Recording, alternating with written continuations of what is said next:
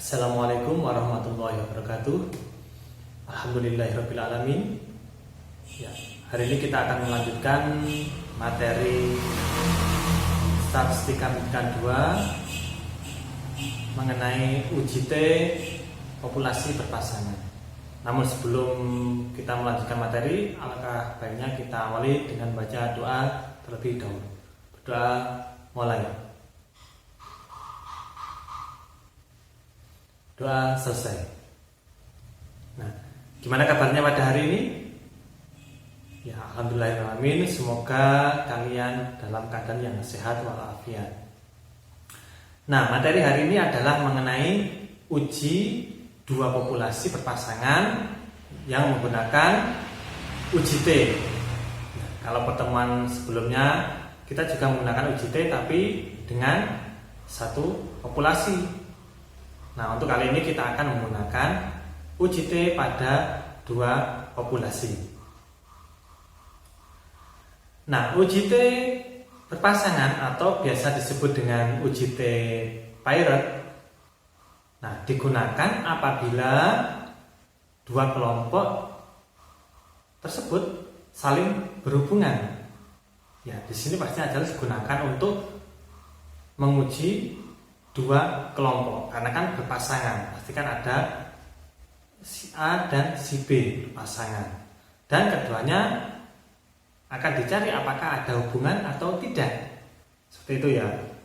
Nah, kemudian dua sampel yang berpasangan tadi itu artinya adalah sampel dengan subjek yang sama, namun mengalami dua perlakuan atau pengukuran yang berbeda. Ya, sehingga berpasangan di sini adalah tidak jumlah siswanya adalah dua berpasangan ya, bukan dua siswa istilahnya, tapi satu siswa dengan dua perlakuan. Nah, perlakuan inilah yang dinamakan berpasangan. Ya, jadi bukan subjeknya yang berpasangan, tapi adalah perlakuannya yang berpasangan.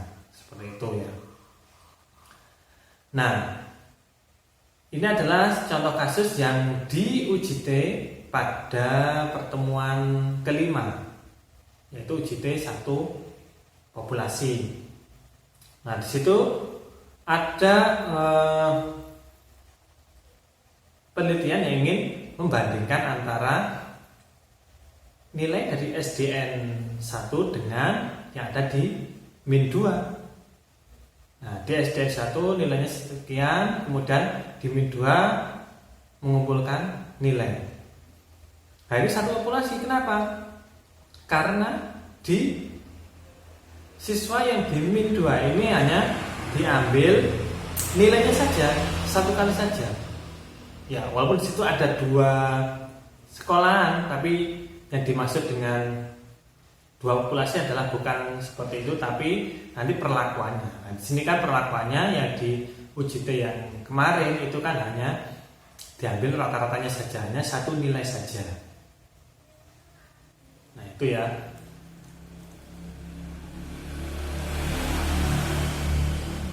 Nah, nanti akan saya tampilkan lagi perbedaannya yang secara lebih detailnya. Kemudian uji paired ini juga disebut dengan UJT berpasangan seperti tadi ya. Nah, dikatakan berpasangan itu berarti terdapat dua nilai pengamatan yang berpasangan. Terdapat dua nilai pengamatan dari sampel yang sama. Kemudian berpasangan artinya adalah satu sampel, setiap sampel mempunyai dua nilai pengamatan.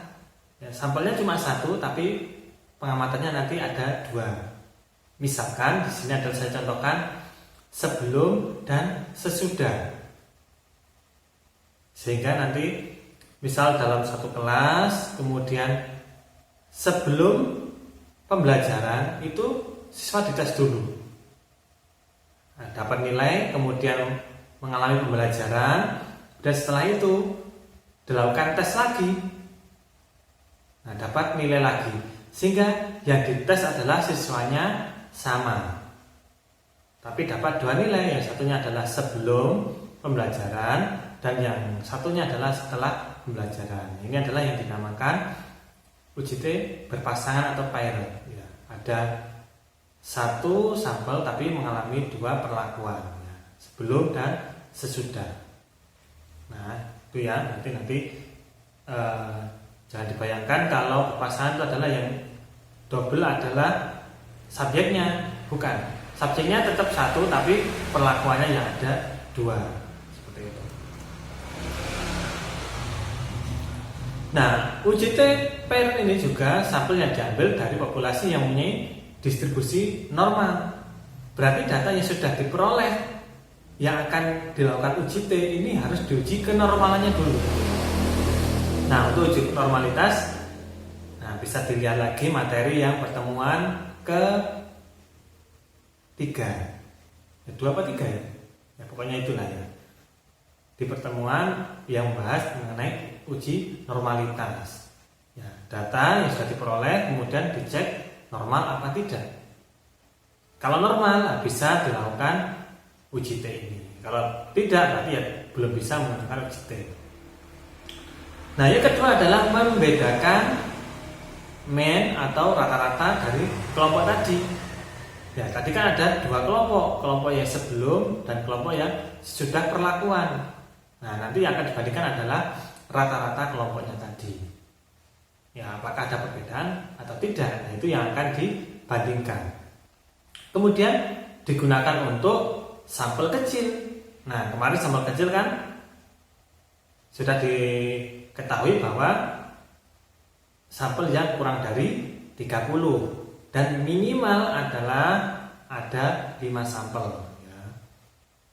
Sampel kecil. Kemudian varian dari populasi juga tidak diketahui. Nah, karena variannya tidak diketahui, maka kita nanti ketika sudah memperoleh datanya akan dicari variannya ya. Rumusnya kan sudah ada ya, tinggal memasukkan saja data yang sudah diperoleh ke rumusnya. Kemudian digunakan untuk menguji hipotesis komparatif. Nah, UJT di sini adalah termasuk UJT komparatif atau uji perbedaan.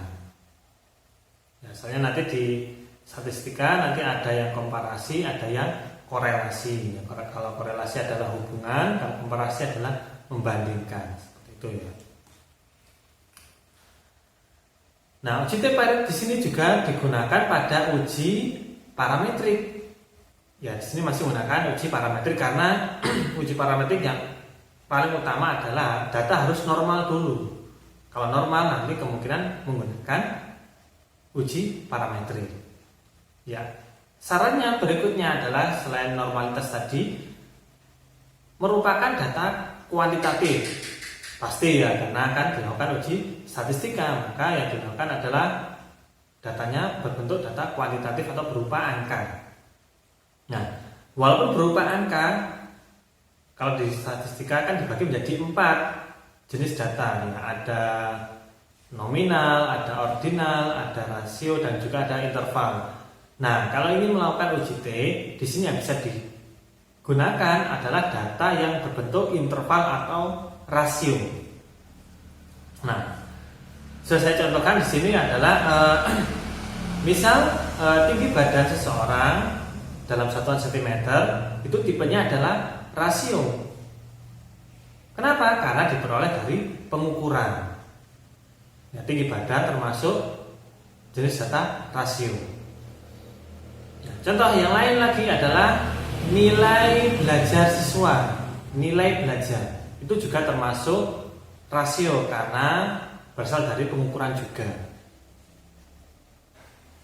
Tapi juga nanti ada beberapa yang pengukuran tapi bukan rasio, tapi masuk yang interval. Contohnya adalah suhu badan atau suhu suatu ruangan, itu masuk ke kategori interval, bukan rasio lagi. Kenapa kok masuk ke interval ya? Karena misal kalau suhu ruangan itu adalah 0 derajat. Nah, apakah di ruangan tadi tidak ada suhunya? Ya, pastinya ada. Nah, karena bernilai 0 tapi masih ada suhunya, maka dinamakan interval. Beda dengan nilai tadi. Kalau nilainya adalah 0, nah, jawabannya ada yang benar apa enggak? Enggak ada yang benar. Nah, berarti kalau 0 berarti tidak ada yang benar, makanya masuk ke rasio. Kalau suhu tadi nilainya 0 tapi masih ada suhunya. Seperti itu ya. Kemudian contoh pengukuran yang lain lagi adalah pendapat atau sikap seseorang. Ya, bisa suka, tidak suka, jarang, sering, selalu, tidak pernah. Nah, yang biasa disebar dengan menggunakan angket. Nah, yang paling sering adalah menggunakan skala Likert. Nah, itu adalah bukan termasuk interval dan rasio, tapi masuk ke ordinal. Ya, ordinal sini karena ada peringkat-peringkat. Antara yang sering dan jarang itu kan nanti skornya lebih banyak yang sering. Nah, ada peringkatnya. Nah, tapi tidak ada nilai nolnya, makanya di sini masuk ke ordinal. Nah, kalau datanya dari penyebaran angket tadi, maka tidak bisa digunakan uji T. Nah, yang bisa digunakan hanya data yang berbentuk rasio atau interval. Seperti itu ya. Nah, untuk uji T di sini nanti ada beberapa macam. Yang pertama adalah one sample t-test atau uji satu populasi yang kemarin di pertemuan ke-5 itu sudah kita pelajari bersama. Kemudian untuk pertemuan hari ini adalah mengenai uji T yang paired atau yang berpasangan. Nah, ini adalah contoh tadi yang di pertemuan ke-5, contoh kasusnya. Nah, itu adalah yang satu sampel uji T, satu sampel. Nah, kalau ingin diubah menjadi uji T yang paired, nah, soalnya kira-kira menjadi seperti ini. Ya, peneliti ingin mengetahui pengaruh pembelajaran dengan meneliti nilai siswa sebelum dan sudah pembelajaran, sehingga nanti siswa yang akan diteliti itu sebelum pembelajaran dites dulu. Ya, biasa disebut dengan pretest. Ya, pretest, kemudian dilakukan pembelajaran, kemudian ada post testnya. Kemudian dapat nilai lagi, ada nilai sebelum dan setelah pembelajaran. Kemudian sehingga mengambil sampel sebanyak 10 siswa. Tentukan apakah ada perbedaan nilai siswa sebelum dan sudah pembelajaran. Nah, sehingga datanya sama-sama 10, siswanya sama-sama 10 tadi, tapi yang one sampel itu nilainya hanya ada satu saja. Ya, biasanya kalau yang di uji T satu sampel adalah uji nilai yang diambil dan nilai yang akhir. Tapi kalau yang pilot itu yang sebelum pembelajaran juga setelah pembelajaran. Berarti subjeknya sama, tapi nanti nilainya ada 2. Nah, tapi yang di one sampel tadi ada 2 sekolahan yang dibandingkan. Nah, tapi yang dimaksud dengan berpasangan bukan sekolahnya, tapi sampelnya tadi. Sampelnya 1, tapi dilakukan 2 perlakuan seperti itu.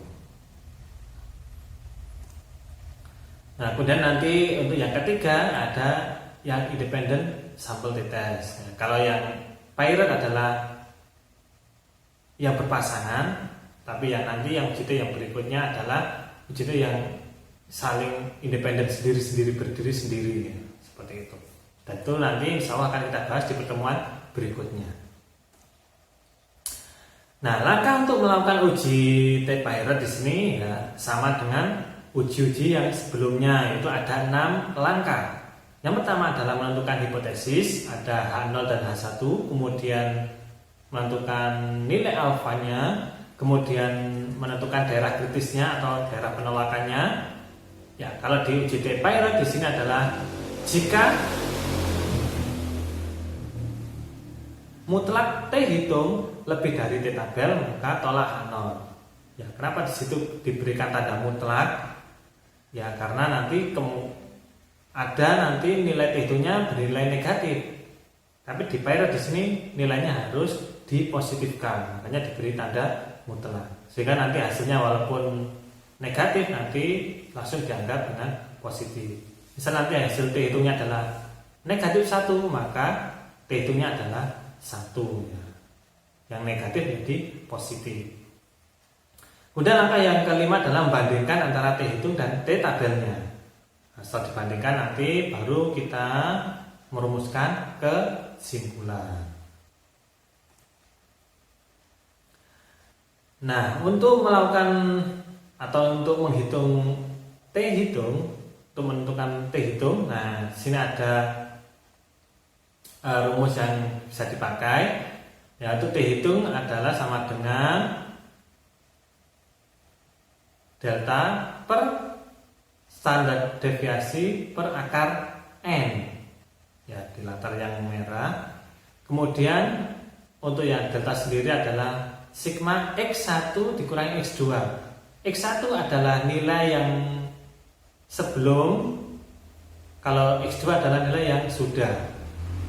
Sehingga nanti kan ada kemungkinan nilainya adalah lebih tinggi yang sesudah, maka nanti bisa bernilai negatif. Nah, di sini ditanya ya, bagi dengan N. Kemudian untuk standar deviasi ya, bisa menggunakan rumus ini juga ya, akar 1 per N min 1 dikali dalam kurung sigma D kuadrat, ya, D kuadrat adalah dari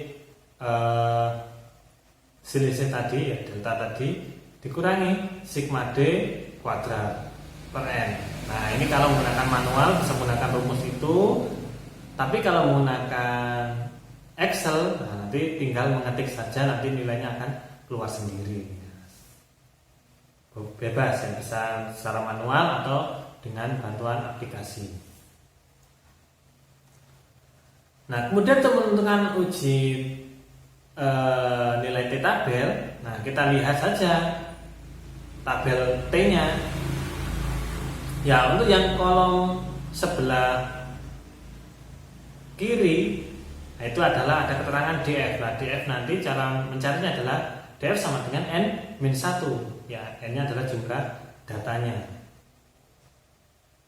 atau jumlah sampelnya. N-1. Kemudian alfa adalah di baris yang atas. Nah, itu di situ ada dua, baris 1 dan baris 2 yang paling atas. Ya, yang kita gunakan adalah alfa yang baris kedua. Ya, kalau yang baris pertama nanti digunakan untuk uji T yang satu sampel, karena ada yang dua arah dan juga ada yang satu arah. Nanti bisa menggunakan yang atas dan juga bisa yang bawah. Tapi untuk yang uji T pilot di sini adalah menggunakan yang bawah. Itu ya. Di situ saya beri kolom warna biru. Nah, itu untuk menentukan T tabelnya. Nah, kita akan mencoba untuk mencari uji T pilot pada suatu kasus gitu ya. Nah, kasusnya adalah untuk mensiasati pembelajaran daring perlu menggunakan metode baru supaya dapat memahami materi mata kuliah statistika 2. Nah, yaitu menggunakan metode BOS.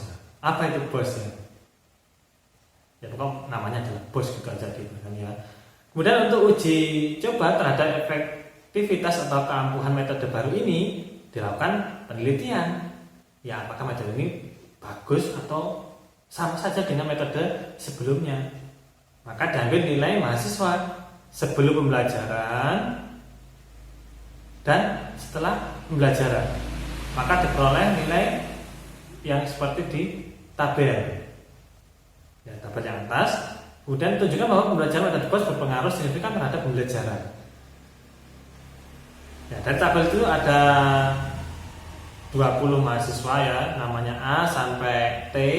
Kemudian yang sebelum itu adalah sebelum melakukan pembelajaran dengan metode BOS.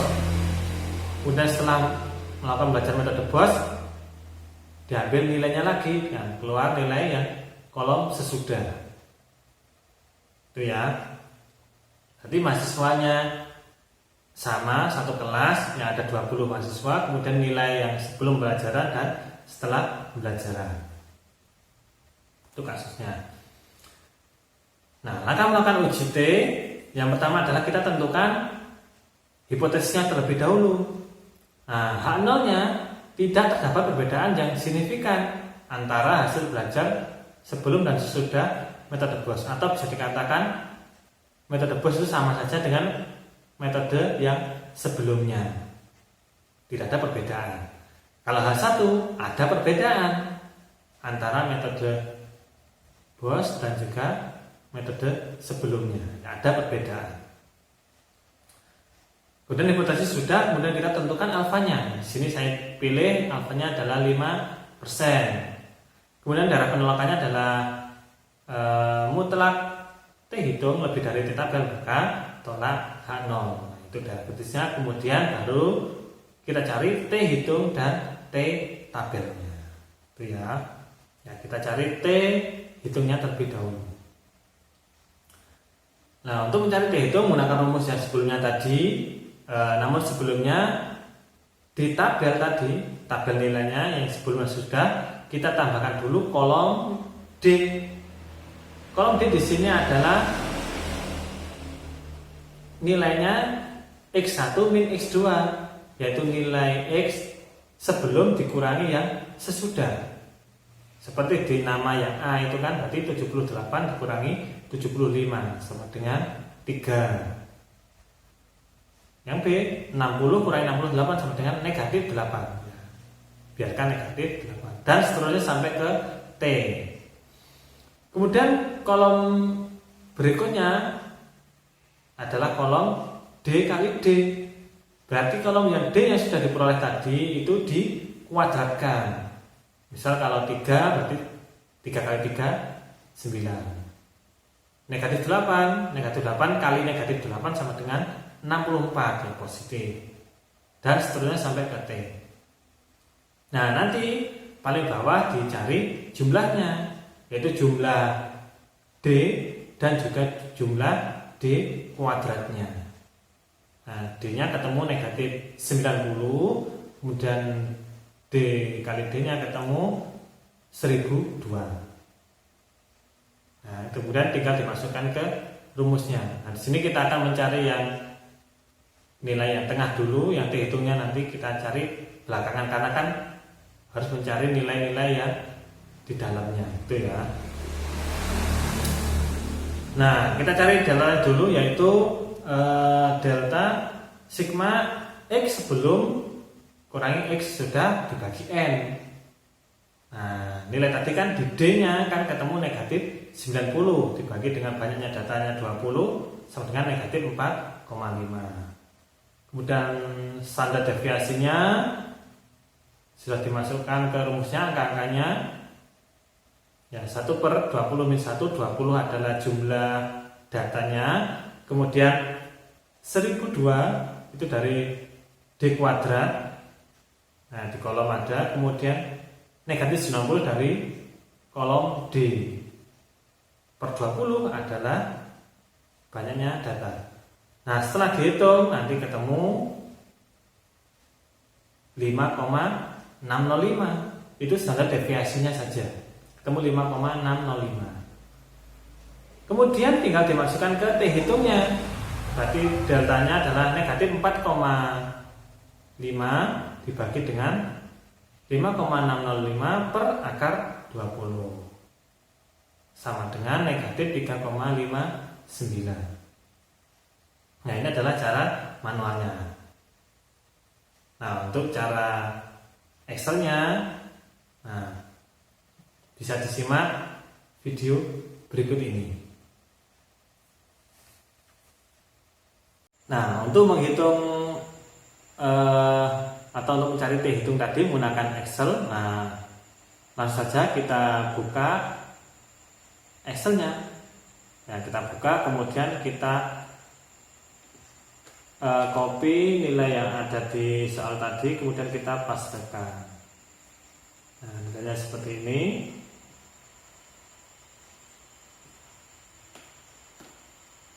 Ya, kalau sudah masuk, nah kemudian tinggal kita cari. Nah, ini ya. Nah, untuk kolom kanannya ditambahkan kolom D dan juga D kali D. Nah, untuk kolom D adalah X1 dikurangi X2, atau sebelum kurangi sesudahnya. Caranya ya sama dengan klik yang sebelum dikurangi sesudah, kemudian enter. Nah, kemudian tinggal disorot ke bawah sampai ke akhir gitu ya. Kemudian untuk D yang kuadrat, nah ini berarti D kali D, berarti sama dengan kita klik yang nilai D, kemudian kali, kemudian klik lagi yang D, nah, enter. Nah 3 kali 3 9 ya. Kemudian kita sorot sampai ke bawah. Nah sudah kita peroleh nilai D dan D kuadratnya. Nah kemudian kita cari totalnya. Nah di sini kita bisa tuliskan jumlah. Nah tinggal sama dengan sum buka kurung, kita blok nilainya ya. Kita blok, kemudian tutup kurung, enter. Nah ketemu negatif 90. Kemudian di sini juga sama dengan sum. Nah, kita blok nilainya, tutup kurung, enter. Nah, sudah kita peroleh nilai D, nah, total D-nya dan juga total D kuadratnya. Nah, kemudian kita ingin mencari standar deviasinya yang sama dengan ST_def ya, ini ya, yang ST_def. Kemudian kita blok yang nilai D-nya. Ingat ya, yang D bukan yang D kuadrat. Yang D kita blok dari A sampai T, kemudian tutup kurung, enter. Nah SD-nya sudah dapat 5,60, sama dengan yang menggunakan cara manual. SD sudah, kemudian kita cari nilai deltanya tadi ya. Saya menggunakan simbol ini.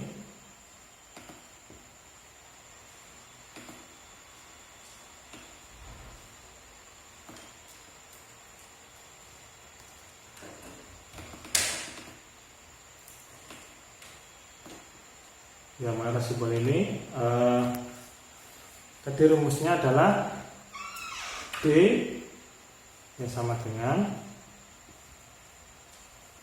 D. Nah ini ya, jumlah D per N nya ada 20. Nah ini 4 per 5. Jadi kita juga bisa tambahkan N nya ya, N sama dengan 20. Nah tinggal kita cari T hitungnya. T hitung sama dengan, sesuai rumus, delta dulu bagi, kita tambahkan kurung supaya bisa memfokuskan perhitungan. Kemudian SD per, ketikkan akar 20, berarti kalau akar di Excel itu SDRT ya, SDRT dari 20. Nah ini ya. Nah, tutup kurungnya sebanyak yang diberikan tadi. Kalau sudah, jadi ketemu T hitungnya min 3,5. Ya, karena nilainya tadi harus positif, berarti tinggal mengurangi atau menghilangkan negatifnya. Kalau menggunakan Excel juga bisa. Nah nanti kita tinggal menambahkan sama dengan ABS, kemudian kita klik angkanya yang negatif, sama tinggal mengurangi negatifnya. Nah itu tadi mencari T itu menggunakan Excel.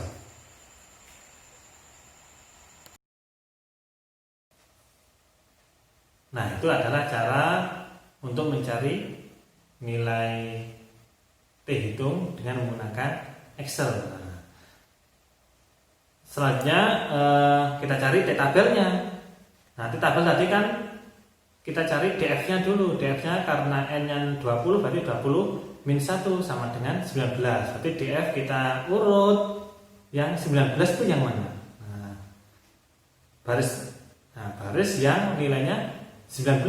Nah, sudah ketemu, kemudian alfanya adalah 5% atau 0,05.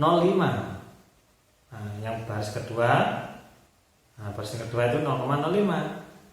Nah, setelah ketemu yang DF-nya tadi ke kanan, kemudian yang alfanya itu ke bawah. Nah, itu ketemu di angka berapa?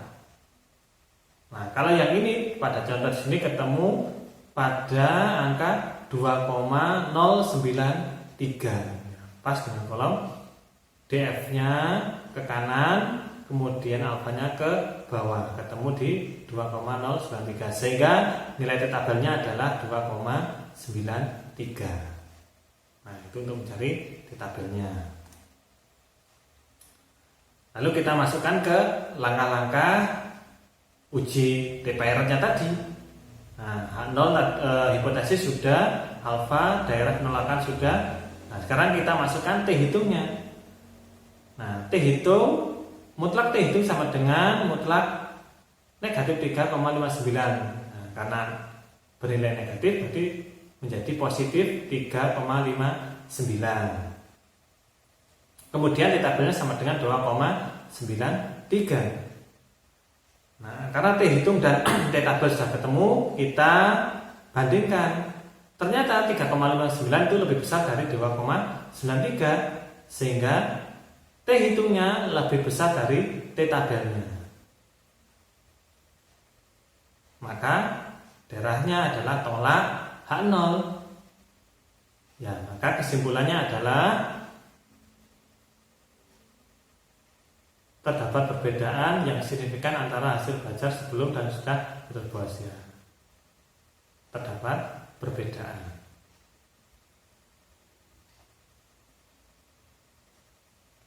Nah, itu adalah contoh dari uji T-Pirate. Ya. Nah, demikian materi pada hari ini mengenai uji T2 populasi berpasangan. Ya, apabila ada pertanyaan mengenai materi hari ini, silahkan disampaikan di grup yang sudah tersedia. Ya, untuk hari ini saya cukupkan sekian. Mari kita akhiri dengan membaca Alhamdulillah terlebih dahulu. Alhamdulillahirabbil alamin. Pengumuman untuk minggu depan insya Allah kita akan UTS. Ya, jadi disiapkan materinya dari pertemuan 1 sampai pertemuan hari ini. Untuk hari ini saya cukupkan sekian. Saya akhiri. Assalamualaikum warahmatullahi wabarakatuh.